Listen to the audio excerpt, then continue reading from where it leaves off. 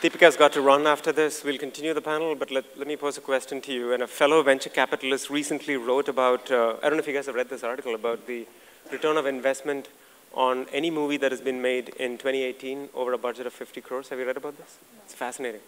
So every movie, this is the last question for Deepika. I'm getting all these cues. In 2018, all the movies... Guys, like, are we under attack or something? Yeah, I know. Now you know what I feel like. Samosa taiyar hai. So all movies made over a budget of 50 crores. Over. In 2018, there are many data points that were remarkable, including the extremely poor ROI on all movies made by the Khans, but leave that aside. I had to slip it in there. The top 5 movies, purely in terms of return on investments, of the top 5, 4 have been women-centric themes. That's saying something. And do you think this trend will continue, being in the industry? And I think it's pretty awesome that someone ran this analysis. So, just to give you numbers, so the return on investments on real estate in India was about 7%. The Khans returned 9%.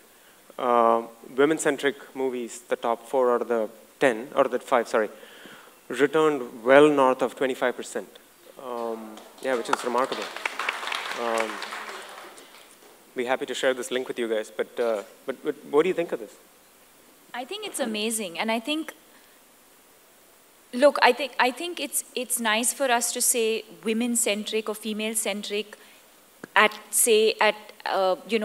a moment like this when we're talking about female role models. Having said that, when it comes to creativity, we need to look beyond female or male. It's about the film. If the film didn't work, it's okay. It's a different thing that the films that the Khans didn't work. But say there was a film like Andhadhun that was led by Ayushmann. So I think that it really boils down to the script itself. But yes, I see a trend, which is films that, you're right, films that are being led by women are doing much better.